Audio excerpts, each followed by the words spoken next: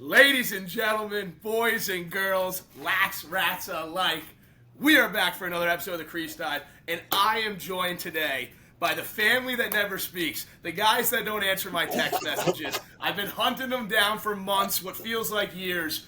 We have the three eldest Kirst brothers, Connor, Colin, and Cole Kirst, hailing from Bernardsville, New Jersey, the heart and soul of the lacrosse world. You know, thank you guys for coming on. Very happy to have you all on one screen. That's special. But how you guys all feeling over there? Thank you, Ness. Thank You're the you. best. Yes, thank Love you. you. You're the Fired best. up. Listen, we're going to be getting the Alvin and the Chipmunks 3 responses all at once here. The best part about this, they're just going to be one-word responses, just everyone getting a little chip in. I just want to start out by saying, your first appearance on a Crease Dive channel. I know you guys are familiar with Nest. What do you know about the Crease Dive, or what do you want to know about the Crease Dive, or anything good or bad? So what I know, Barstool Jordy, Springfield native, I believe started it, and we know Cole and I playing with a couple Springfield guys. Gritty. Just an absolute legendary place. In right outside Philly and Delco, so everyone we've played with from there, just gritty players and great dudes. I remember Jordy tried out. There's a YouTube video. He tried out. He had an MLL tryout. I remember watching that growing up, and then have been tuned into the Crease Dive ever since. So been familiar with the podcast. You guys are legends. So basically, you know, you guys do a lot of buttoned up interviews. You guys are in the public limelight.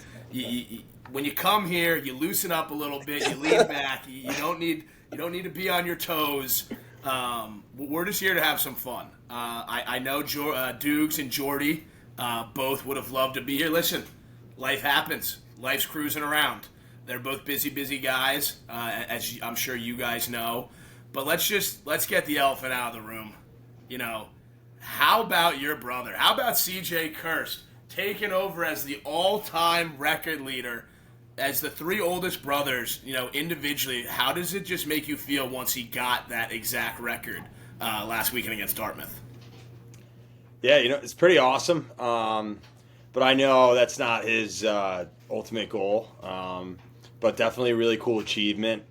Knowing, I guess, being able to grow up with him and see how hard he worked at his craft, and to see him take over is pretty special and pretty awesome to see. And being there in person was even cooler.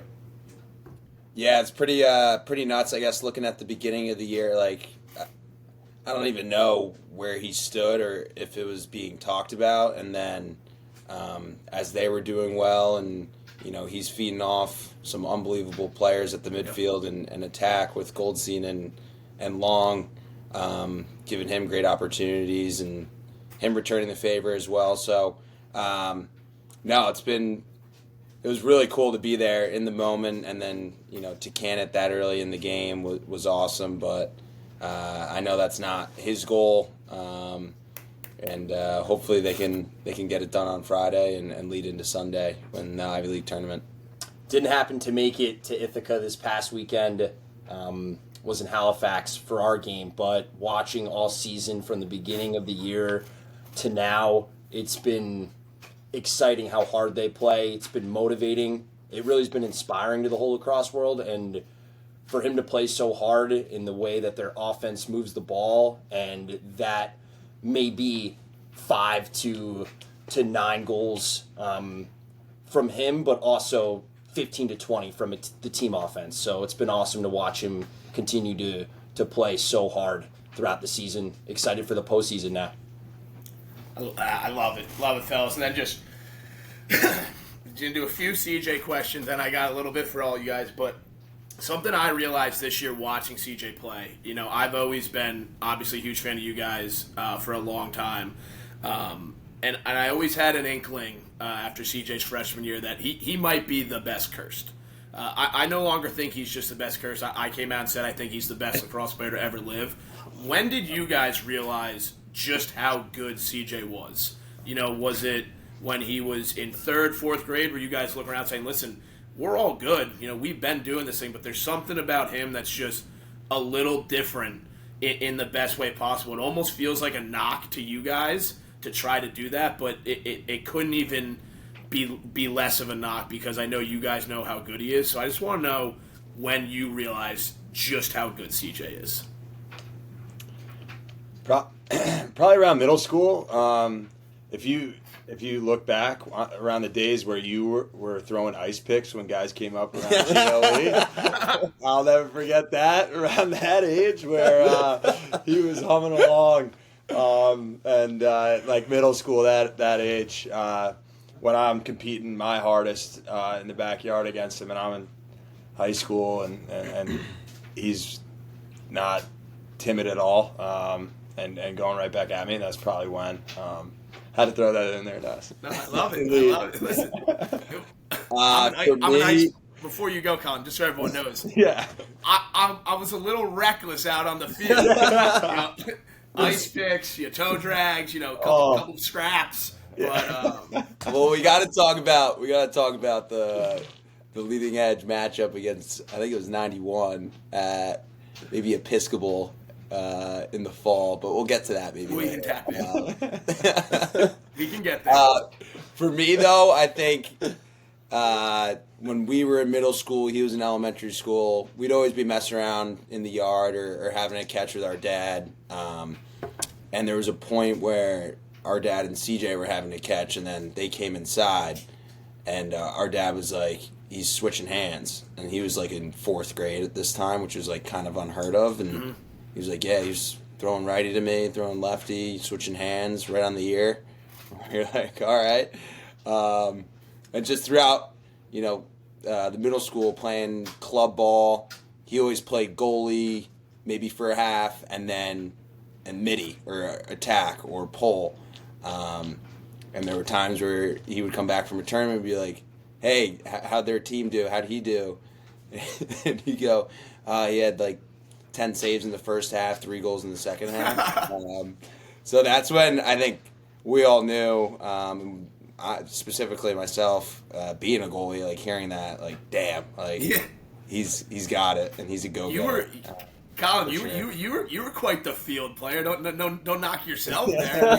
I toot my own horn all the time how good of an athlete I am, but I grew up playing with Colin, and I remember there'd be days before we were really on the same leading edge team where like I'd maybe go and see him play or whatever when he was playing up. He's like playing pole, he's doing this. I'm like, what the hell is this kid doing? He's always on that was when I was in the best shape of my life. No, you're in the best shape of your life currently. Check him out on Instagram, baby. He's sculpted. Check out Kirsty on Instagram. What about you, Cole? When did it click for you that you're like he's that next level? Because obviously you guys knew he was, again, you knew he was good, but like when did it click for you? Like he might be something different. Yes, going off of Colin, if he wasn't playing on his own team, he was playing up with us, and being 2 years older than him at the Hillsborough tournament, I just vividly remember him being in 2nd grade, playing on our 4th grade team, making plays, like riding as hard as he possibly can, like going from like being 2 feet smaller than everyone and sprinting from corner to corner, and his compete level from 2nd grade playing up 2 grades, like you just noticed it just grow and grow and grow. And that was in basketball. That was on the football field. That was on the baseball field. We played for the Colorado Rockies together. Like those moments, just his competitive edge, you see it on the field. And that's just what we saw just growing up. And it's so cool to see it now on the highest stage, Division I college lacrosse. Definitely. I think being closer to your, being Colin's age, and being around Colin and Connor the most early, and then seeing Cole play as he got into high school, I was never super familiar with CJ's game until I saw him absolutely rip a corner in a Del Barton State Championship game, I believe it was. Crystal clear video. I think we were in college at this point, and I had to see little CJ Kirst just blasting a corner, and I was appalled at his shot. He looked so small. The ball was moving so fast. It had no business doing what it was doing. Kind of just took a step back, obviously. I'm not watching Del Barton lacrosse games in my free time besides the 2015 Morris County Championship game, which Connor stole from me. You know, he's a prick. We throw on the highlights of New Year's. Yeah, we were watching it on New Year's. Colin was trying to see what it was like to. Colin was trying to relive the days of also losing to Connor in high school. That's something me and Colin both share. Connor sort of just going to Del Barton and bullying us. So, like, fuck you, Connor, and all your Del Barton teammates. If you know who you are out there, you know I love you. But no, I think it's really cool to see him do it on the biggest stage. I don't want to spend. I think I slotted you guys in for 6 hours, so I don't want to spend all 6 hours talking about CJ. I did have some questions for you guys. The first one I want to ask you is, we're going to rank your brothers, but we're not going to rank them the way you think we are, because I know if I ask you to rank them, you're going to give me some bullshit answer, and it's just going to be all fugazi. What I do want you to rank your brothers in is most to least scrappy. Who is the grittiest, who's the scrappiest, and who's not? Because I have my list, and I'm going to reveal it at the end, but I just want a quick 1, 2, 3, 4, 5 off the top of your head. If one of the brothers is going to be upset that they're the fifth scrappiest, well, then that's the reason they're the fifth scrappiest, because they're getting upset about that. So just rattle them off. Someone's got to be last. I'm assuming humble guys like yourself will put yourselves last, but we'll see. So just bang them out real quick. Oh, man. That's a good question. My scrappy list would be, first would be Connor. Like, if I'm going back, like I'm thinking of this as we grew up. So from playing in our 2-on-2 games, our 5, just football, basketball, starting with Connor. You know, if you beat him in NHL or Madden, like, you're sprinting up the stairs. Like, he's letting you know. And that's the same in knee hockey, mini lax, knee basketball. Like, he's letting you know. Then I put CJ. I put CJ right there at number 2, like, being the youngest in our 2-on-2 battles. Like, he can give it to, he can provide some fight, and you know that he's giving it everything he has. And then I'd say Colin too, being 2 years older than me, traveling to high school, roommates, like everything, growing up, sharing a room. Like, I knew he's very organized, Colin. So if I was ever on his desk, he knows.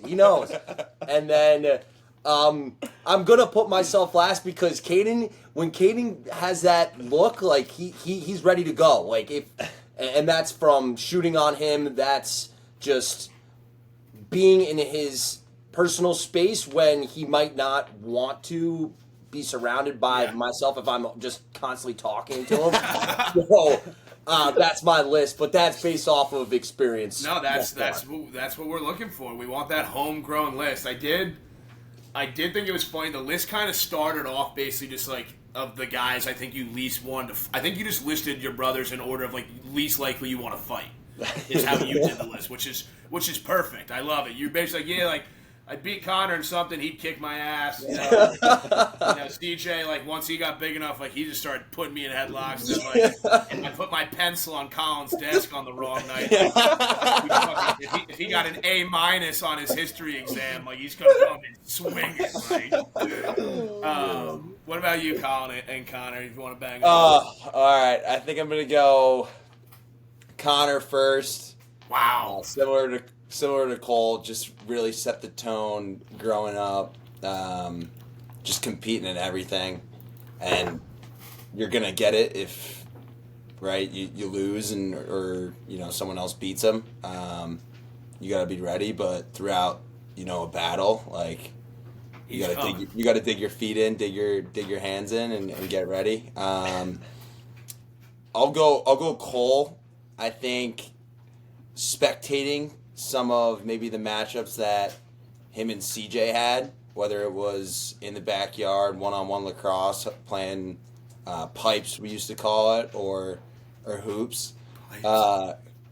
Cole would get them, I think, have a lead or win, and CJ would be pissed off, but if CJ was winning, he would give it to CJ a little harder, and I think CJ understood, like, I don't know, overcoming some of that. Yeah. I don't know that younger brother adversity. Ways. Yeah.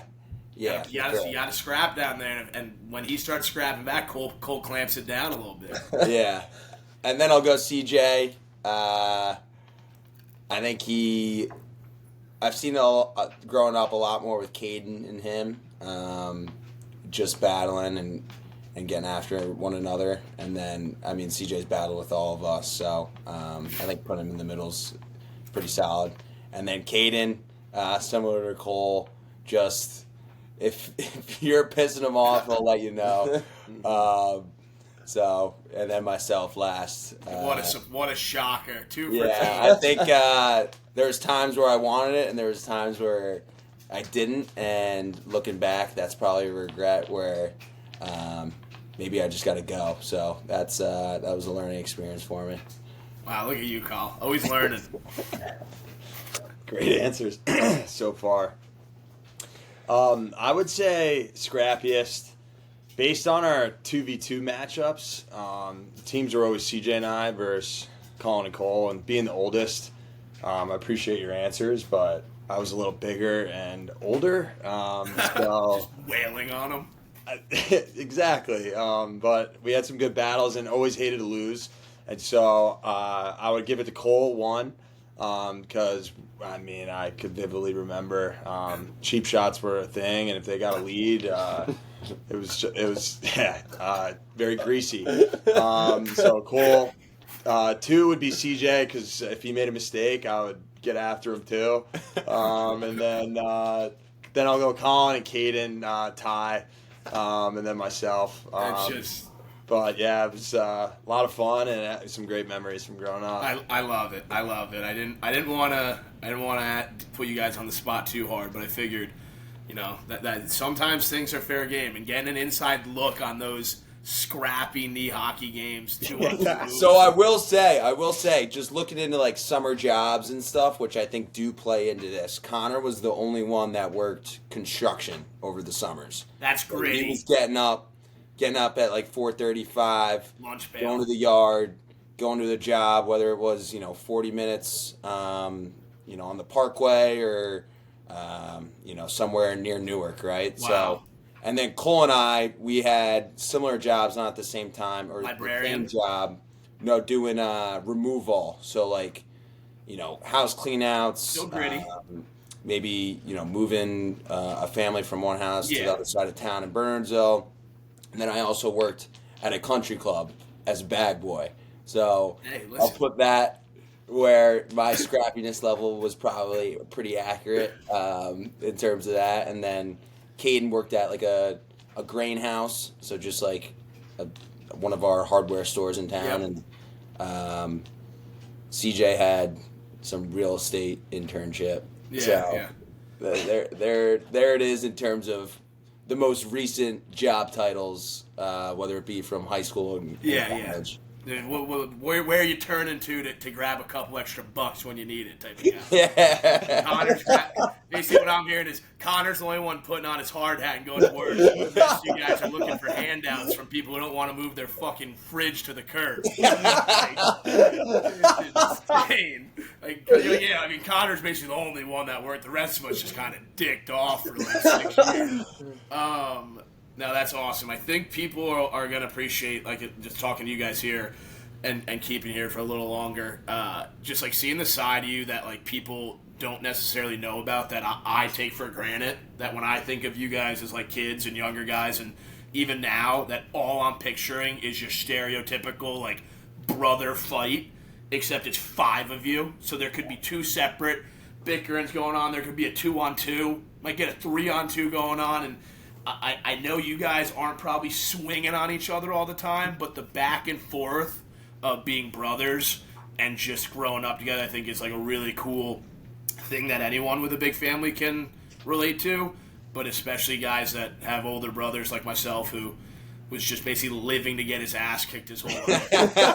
training me to shove guys like Colin into lockers in high school. I mean, that guy. For those who don't know about Colin, this guy. All right. This guy was 4'11", 110 soaking wet with a little bit of chub on him, and now he's fucking walking around like handsome Squidward.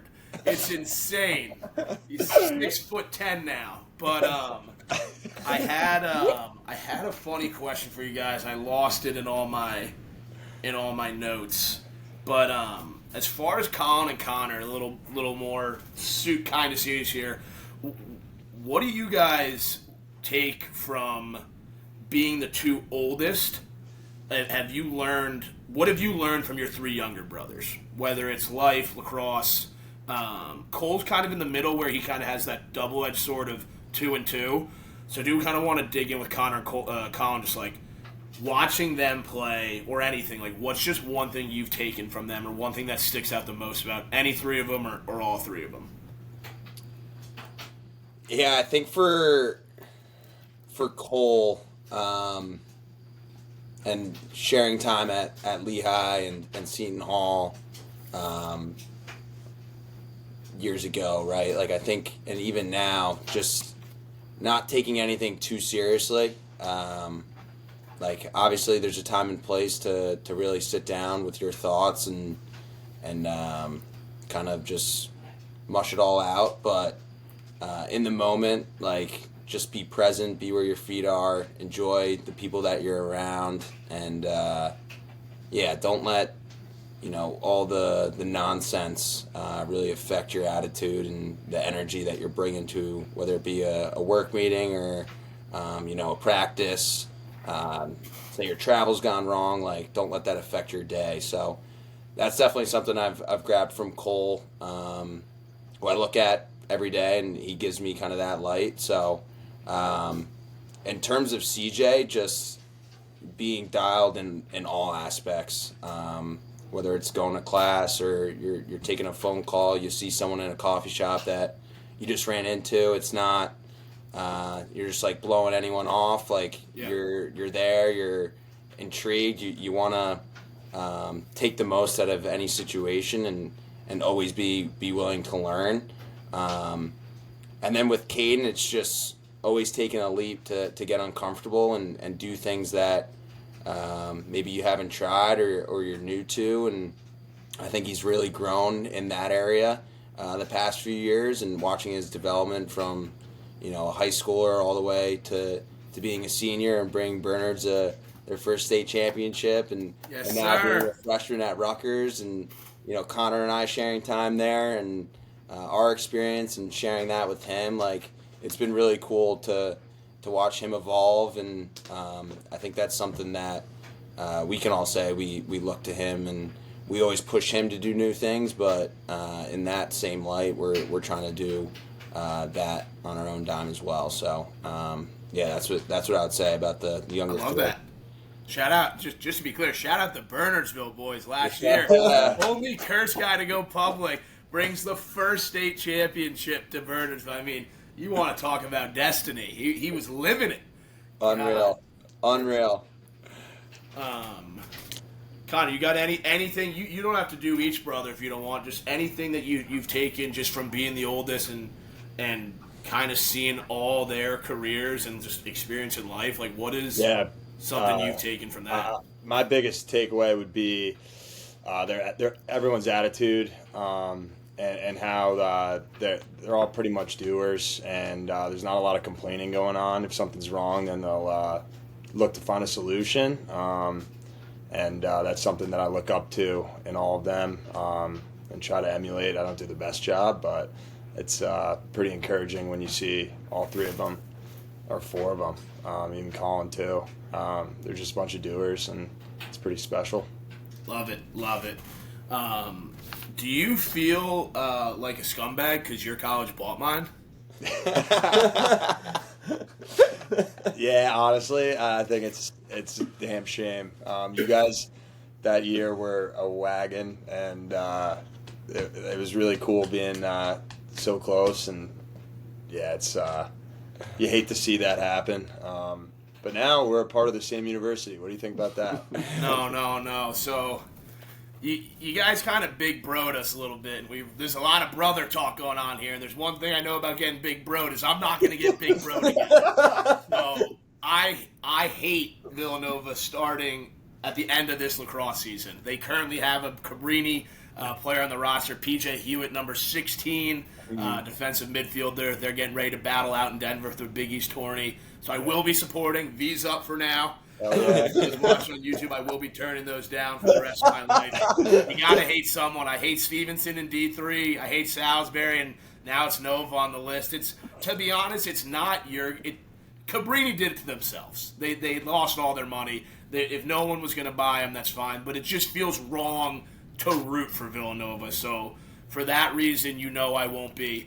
But there's nothing I was more fired up about than when the Villanova boys moved in next door on Mount Pleasant Avenue. And I know the stories there are, some of those are almost too much for this podcast. But just know that anyone in the lacrosse world who knows, just know Corey McManus was doing a lot of rolling around out there between the houses. And if you know McManus, you know things were going down if he's around. Shout out Corey. Fuck Summit. Coley, you're a Lehigh guy. How do you feel about the current state of your Lehigh Hawks? Anything you want to see from them in the future, or just what do you want to see that program take that next step from where they've kind of been, in my opinion, in the last 10 years of being a top 20 team, can compete against anyone. But what do they need to do to really take that next step to be a higher level Division I team? Well, being in high school, looking up to Colin's teams, so Colin being 2 years older, going to his games with CJ, and once I got my license my senior year, I tried to make it to every game possible with our mom, with CJ and Caden, and seeing that team grow and develop, it just fired me up for the coming years. So being teammates with Colin, making it to the Patriot League Championship, and losing in 2019, and then growing and trying to make it back there, to watch that team accomplish that goal of winning the Patriot League Championship last year and being there in the moment and carpooling with the carpool that we had in the rain. It was 55 degrees at Army, Mikey Stadium. The environment could not have been more of a Hawk day, and it was epic. And to see that team just scrap, it was motivating. And just playing for glory. We heard that today, heard that great quote today of in the postseason, you're just playing for glory. And to watch that team succeed last year in doing that, and then to watch them scrap this season, watching the game last night, just knowing how hard those seniors worked to get to that position of hosting a home playoff game, and to see the entire work of the coaching staff, and just to be so fired up for Coach Scudder in winning that championship last year, and to continue to be a force in the Patriot League. I'm just excited moving forward, and it just to be so close to try to make it to as many games as possible that we can. I mean, it's going to be an epic coming years, and excited to support them. Love that. For anyone out there, I do trash on the Lehigh guys a little bit. A little personal dilemma there we don't need to dive too much into. But I do love all the Hawks. Hawks fly together. A lot of great alumni. Always been a supporter. But I do a little slandering in my free time. I'm not a hater. I just want anyone out there who's seen me, say some things about the Hawks that I don't mean it. Sometimes I just say things. But there is a reason, and I love the passion Coley brings to the podcast to talk about the boys, down at Lehigh. Made me feel like you just made me feel like I was at the game last year. If you go back and watch, Colin and Connor are looking at you and they're like, are we at the game right now? They're like looking at it, is it fucking raining?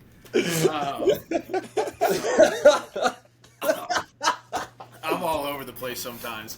Colin, you wanted to touch on, we can just touch on some leading edge days. Did you have a specific story you wanted to touch on, or anything that sticks out about? So I think it was just your typical maybe late October, early November, I believe freshman, our freshman fall leading edge high school tournament. I believe it was at Episcopal. a couple grass fields. I think we played prime time, maybe like a Dukes. It was one of those one-day tournaments, and I think we were finishing with 91, and it was on one of their lower fields, one of the last games of the day, and there was a lot of talent on the field, and a bunch of coaches were on each sideline, and this was the time where you and I were kind of, I guess, figuring out 1 and 2, like first half or second half. Yeah.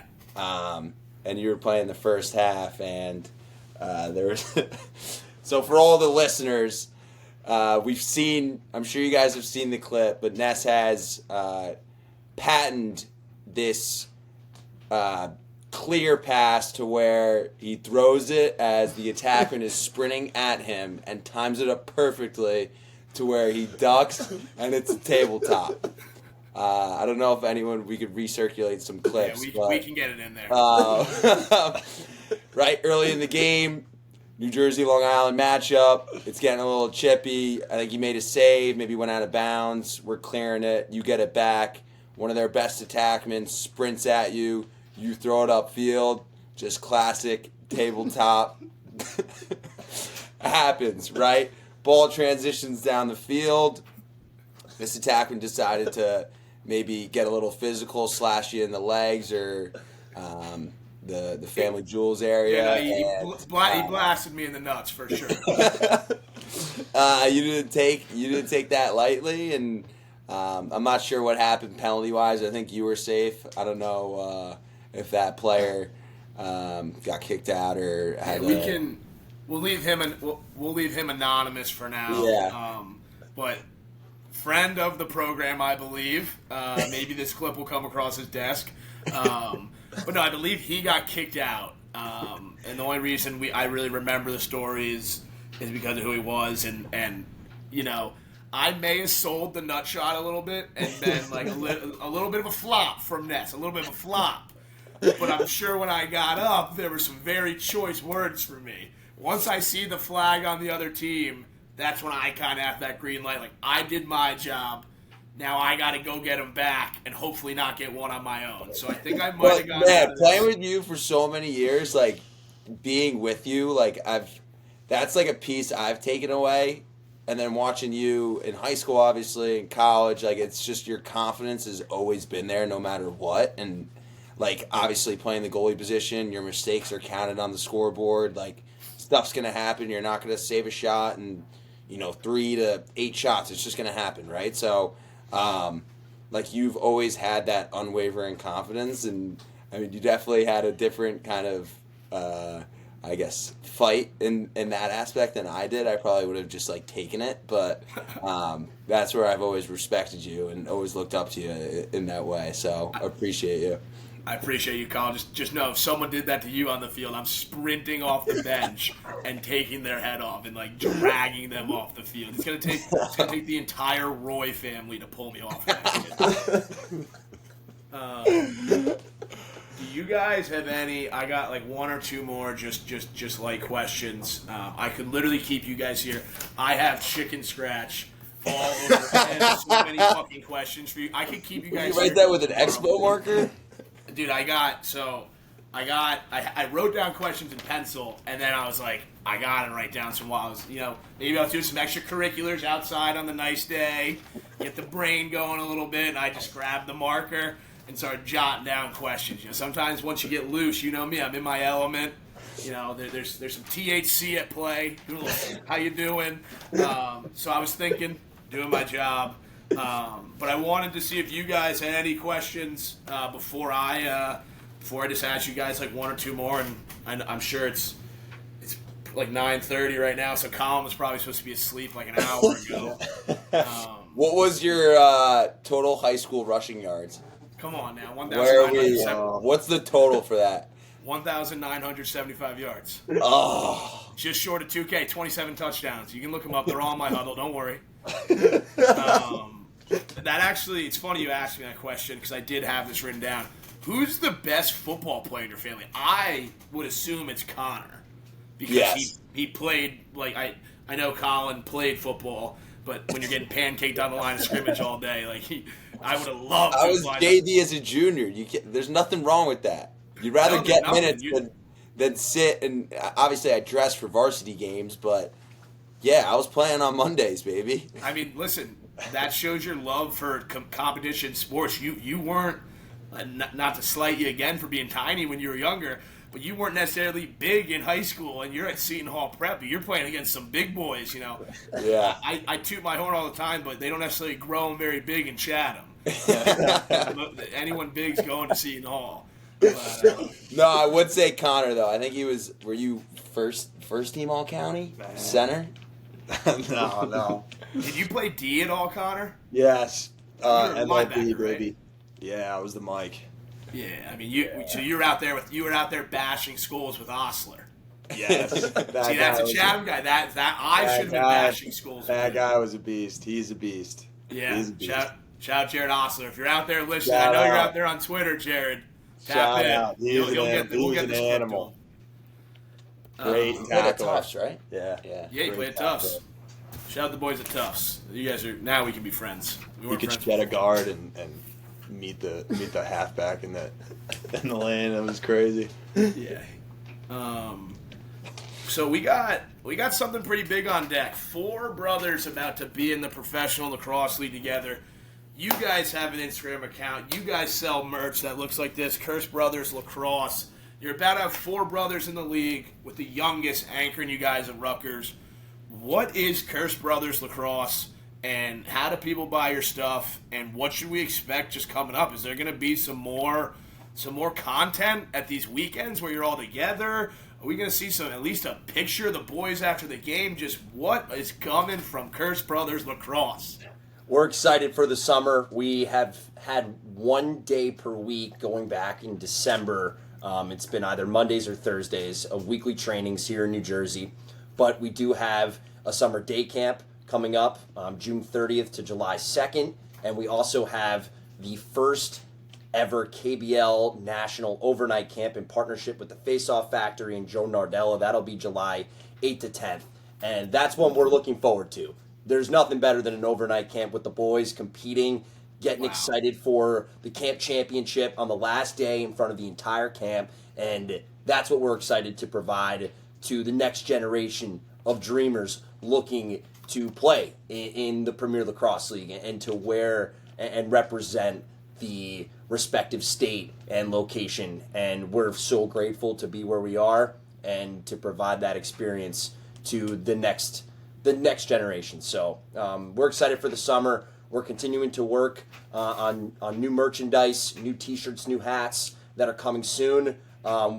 Recently purchased a t-shirt press, so for anyone that comes to our trainings, it might not be the exact date, but if you stay consistent in coming on a monthly basis, a couple times per month, we provide t-shirts that we make here in New Jersey. So we're getting creative. We have a newsletter going to be posted Thursday mornings 8:30. You can find that on our Instagram. But we're trying new things. We're getting creative, and it's an exciting summer ahead. I love that. Are you guys worried that you guys have never played against CJ in any games, correct? Or did you play him in high school, Cole? Played him in high school. Played him twice. My senior year, he was a sophomore, and non-public A final. If we're going back, so we played at Del Barton, and he had 2 or 3 in the regular season, and I think he was running. They had a 4-man attack rotation. Yeah. He was running attack. He was playing midfield as well, and as a sophomore, he had 2 or 3 goals, and we lost. We lost by 5 or 6 at Del Barton. We were excited to see them again in the non-public A final. And Matt Campbell, Tommy Shelley, Mikey Long, and they took it to us early. They went up big in the first quarter, and we tried our best to limit that differential. But Del Barton came away, and CJ won the non-public A final with Del Barton that day. Wow. That was our last high school game. That was 2018 senior class at Seton Hall Prep. 2018. So At Livingston. Hey. You know that field pretty well. You know that field pretty well. Yup. come on, baby, come on. Game Squad. Last time I was at Livingston, baby, we stomped on Manasquan. Me, Matt Nessler, the best goalie on this podcast right now. Yeah, 89% save percentage in the state championship. Look it up, baby. Come on, Ness. Shout out the Cougars. Shout out my dogs, baby. These are my guys. I had one more question for you guys, and I'm blanking on it. This is a loose one. Who's the biggest, not necessarily, I don't like to use the word partier, who likes to have the best time when the Kirst family's getting together in the summer on a summer night? You know, everyone's 21 plus in this scenario. Who's having the most fun with their family and with their boys around? Is there a certain guy? Is everyone going to point fingers at each other? Because I know mine, and I think I know mine really easily. I'll say mine. Who do you guys think? Well, are we all together? Is that the scenario? Is it all 5 of us, or is it we're in just like our own? It's groups? a combination of both. A combo of being together. You can take that into account. Also, like, I mean, being together, that's like, I would say we all agree. Like that is a fun time when it's just like us 5. And then our mom, you know, she's going around. Is anyone having too much fun? I think is what. I think we're all having an even amount of fun, to be honest. What a guess. Yeah, I think we're all at a pretty. On the fun meter, we're pretty here. We're pretty high. you love games on that meter. Yeah. Well, living next to Connor, there's no one who's more who has more of a responsible good time than Connor. The Cabrini boys and the Villanova boys had a lot of similarities, but we also had a lot of differences. You know, a lot more degeneracy going on the Cabrini border than the Nova border. So seeing Connor out and always seeing just like how much fun he's having, while also knowing at the same time like he's just kind of still his even keeled, always ready for business self, and just seeing you guys, you know, out and about when we have and the few times. I just know Connor. I think it also comes from him being the oldest. He's okay being a little loose. That's from my perspective. It's true. It's true. But that's just. I think that's also maybe that.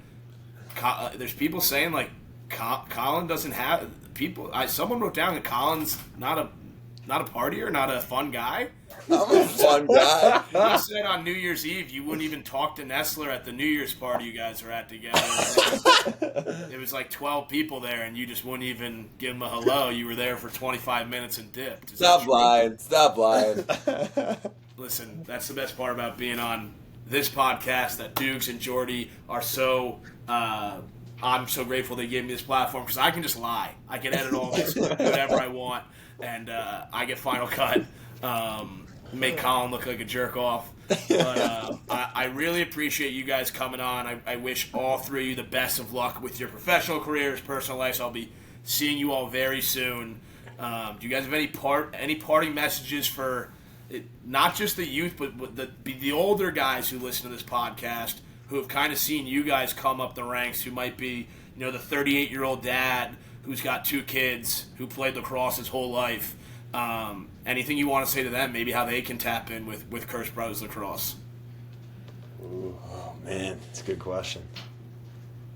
You can just tell them like to get back to their kids. You don't have like stop.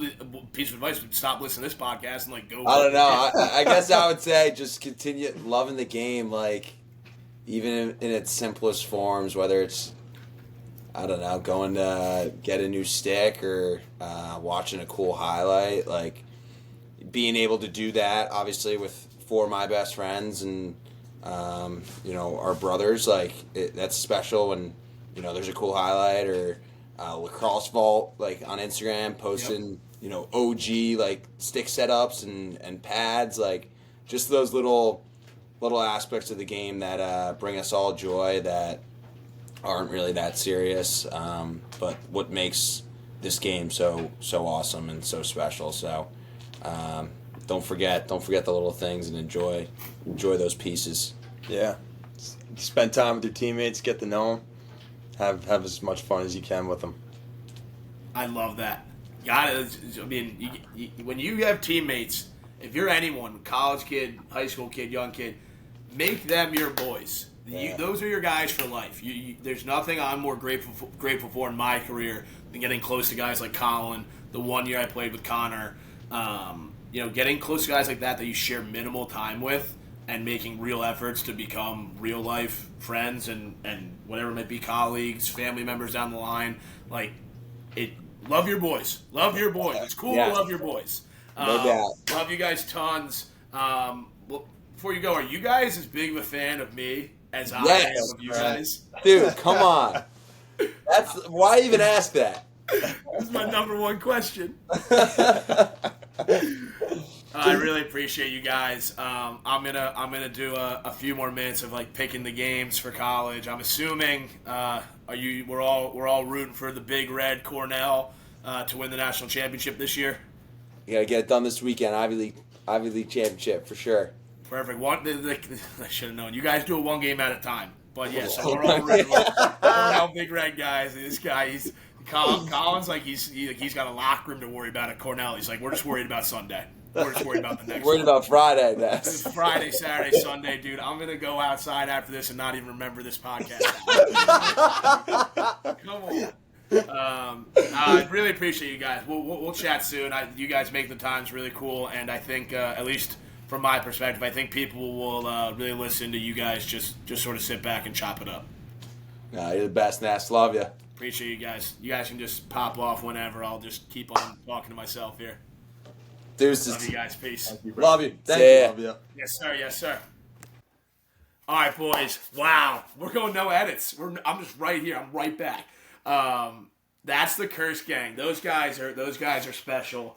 Cole Kirst. I didn't know Cole was going to be on. I share a birthday with Cole Kirst. What a guy. I share a birthday with him. Did not know he was going to be on. So it was a pleasant surprise seeing Coley there. Got to spend a night with him when I visited Lehigh 1 year. Was going to dive into that a little bit, but these guys are businessmen. They got business to take care of. They got business to do. We got 45 minutes of unfiltered Kirst access. I hope you guys enjoyed it. Listen, Jordy and Dukes could be back next week. Dukes and Jordy might do next week. It might be me and Dukes. Who the fuck knows? We're literally going week by week, figuring it out. Going to get guests on like the Kirst brothers, people that I think people want to hear from, or maybe people don't want to hear from. I don't know. Fuck you. Whoever we decide is going to come on, it's going to come on, and it'll be fun.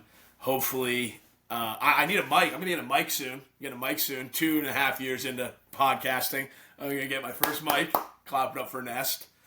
But no, I'm just stoned as hell, smiling, just really happy we got to kind of see that side of them.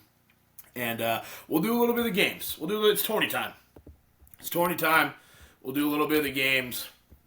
Tomorrow, it's that first Thursday of May. Tomorrow, Thursday, May 1st, or this could be yesterday. This might be coming out on Friday. I'm not 100% sure. But the first game I want to talk about is the last game of the day on Thursday. Villanova versus Providence. I know I touched on it earlier with the Kirst gang, but I am going to hate Villanova for real, and I do want to shout out the guys on the current roster because they're fighting. That team's got a lot of fight. I bought Flow Sports, shitty-ass fucking streaming service, just to watch my boy P.J. Hewitt play. Peter Hewitt. Peter Parker. The heartbeat of Conestoga. He's a D-Mitty there. They're fighting first round against Providence, and I can't wait. I can't wait to see Villanova win that game and have a chance to do play or a win, and you're in game. I believe those finals would be Sunday. Maybe Saturday. Seems like they're probably Saturday. Again, it's a one-man show here. We're not going to get on Ness for mixing up days of the week.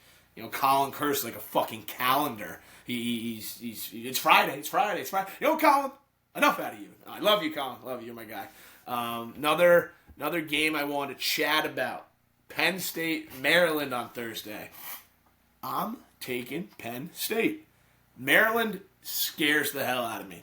I think every time I pick against Maryland, I lose. However, I think Penn State is going to show up, little unfinished business, we want to take the Big Ten.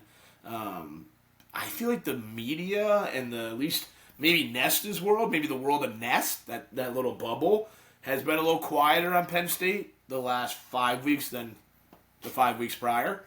Maybe that's just life. Maybe it's, who knows? Who knows what it could be? But here they come. Penn State, I'm taking them, whether you like it or not. That's the type of grit you're getting out of Nest. I'm taking the Nittany Lions strictly because I have a gut feeling. Yeah, you just got to take it as for what it is. Ohio State Rutgers on Thursday. Rutgers is, they're playing for their season. I don't know exactly what the bracket looks like, but I would assume Ohio State's pretty safe getting in. Someone might come for me and be like, "No, you're an idiot." Like the RPI and the strength of schedule and the I don't care about any of that. The Ohio State's been a very good team this year. They've been highly ranked. They've beaten good teams. To me, they should be in. Maybe they're a lock, and I'm just talking out my ass here. But when Rutgers is playing for their season, watch out. They might be able to put up a fight. I do think Ohio State wins that game, but I will root for Rutgers and the youngest Kirst to hang in there, and the Jersey boys. So, and then Lemoyne tomorrow. A lot of talk about Lemoyne. They won't let our boys. If our boys win the Conference Tourney, they don't get to go. They don't get to go dancing. That's the dumbest fucking rule in all of lacrosse. That a team moving up a division can't advance to the playoffs. So it's not just lacrosse. I believe it's all sports. I think it happened to JMU with football last year, 2 years ago. Shout out Ritter. Shout out my boy Rit. But yeah, Lemoyne getting screwed by the dumbest rule in the NCAA. The NCAA is a bunch of frauds. They don't care about the athletes. They don't care about the teams. They don't care about the product. All they care about is making money, which I guess is the point. I don't know. Fuck them. They suck. Give me Lemoyne. I want Lemoyne to win that conference tournament. I want former Caribbean Cavalier Tommy Vaughn to hoist that picture, butt-ass naked at midfield, holding up that trophy, not that picture. But yeah, it's out to Lemoyne, boys. You're on a clock. You are the only team that I believe outside the ACC that is playing a game on Thursday that knows their season can't continue past Sunday. Love your boys. Hug your boys. Get your beers. Be fucking ready for that game. Get your celebratory beers. And then Saturday night when you win that conference tournament, you're allowed to. You've been given the pass from the lacrosse world to celebrate that conference championship as if it's the national championship. You are allowed to go buck wild. Willing to crown you guys as co-national champs with whoever wins it. I'm so okay with that. You earned it, at least from me, and I believe from the discourse I've seen online, it'll be a resounding tip of the cap, earned it. You're playing for a natty this weekend. Lemoyne, lock in. Tommy Vaughn, lock in. Get the boys going. Do it for Boston, Tommy V. We got a few games Friday. The ACC tournament, I tried to figure out what was going on. I still don't really get it. It's just, I don't know why the winner doesn't go. I get that it's just 5 teams, but it still seems like it should just be hey, auto bid for the winner. I don't know. It makes no sense to have a conference tournament that you can't win. You're just playing games to lacrosse just to play them, let alone people getting injured. I don't know. It's just stupid to me. I get, ideally the team that wins it usually gets in, but I think that's how Notre Dame got, fucked that one year, and it was, mad confusing, and I don't know. Then they won back-to-back national championships, and everyone kind of forgot. Cornell, Yale, the game circled on my calendar. The game circled on those 3 calendars. I'll be taking the Cornell boys. Yale fighting for their season. They snuck into the Ivy League tournament, I think, 2 or 3 weeks ago. I don't think it came down to the last week. I believe I remember seeing them get in pretty early. Unfortunately, you're playing a legitimate wagon. The Cornell goalie's hot. Cornell defense is playing well. CJ Kirst is on another level. Everyone around CJ Kirst is playing well. When you look at these point totals from the other guys on Cornell, I don't have it in front of me, but there's so many goals being scored, and although CJ Kirst is putting up a good chunk of them, I think they scored. I don't remember what the score was last week against Harvard. Or 2 weeks ago, they scored 20-something goals, and CJ had 5. And it's that There's so many goals going to the back of the net. The team is just a wagon. I'm out here mixing up games in my head, but I think I'm talking about the Harvard game. I have no one to reel me back in. It's just me and my own thoughts here. There's nothing going on inside my brain. I'm searching for things to say, and the only things coming out of my mouth are the words right fucking now. If you've made it this far in the podcast, you know I'm soaring through the sky right now. I am looking at birds next to me, planes. I am in the clouds, just firmly planted on a mushroom cloud. Yeah, I don't know. I don't know. I don't know what to dive in about. I don't even know if I'm supposed to keep talking by myself. I just want to try to get you guys an hour because you guys are my boys. I said love your boys. I love you guys. I love listeners. If you're listening right now, I fuck with you so heavy. Yeah, we're gonna wrap it up, right, boys? Right? Yeah. Podcasting by yourself's crazy. I do think preparing properly would be beneficial. I prepared for the curse, guys. I got chicken scratch everywhere. I'm not letting you guys read what I fucking wrote. It's personal. Should we go over some questions I didn't ask? I was gonna ask them if they're a better athlete than me. Which they would have said no. I don't know. I feel like, it's obvious that they are. But, I don't know. Are they? Is Colin? Colin, you out there? Is Colin a better athlete than me? I want to touch on CJ talking shit because I think CJ has that. CJ plays a little bit with that fuck you. You have to not disrespect. CJ does it in the perfect way where it's almost like Ovechkin, where Ovechkin will come out on the ice and say "fuck you" and he'll pin you against the boards and he'll let you know when he scores. But he does it the right way. I guess I'm trying to say he's a disrespectful in the most polite way. You have to disrespect your opponents. You have to respect the game, but you have to be able to look your opponent in the eyes without saying it or say it and be like "fuck you." And I think CJ plays with that. And a little bit when you see it when he scores goals and you give your opponent a little bit of that, how you doing? It's something you don't see from everyone. Not everyone scores a goal and kind of lets the other team have it. Not that CJ Kirst is walking around fucking like the guys in the...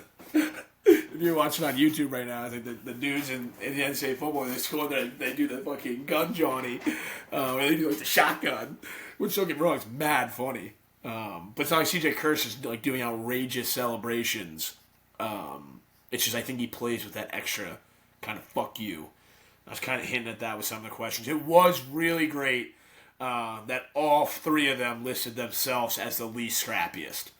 Even better that Cole and Connor were listed as 1 and 2 on everyone else on the other list, and then they both put themselves last.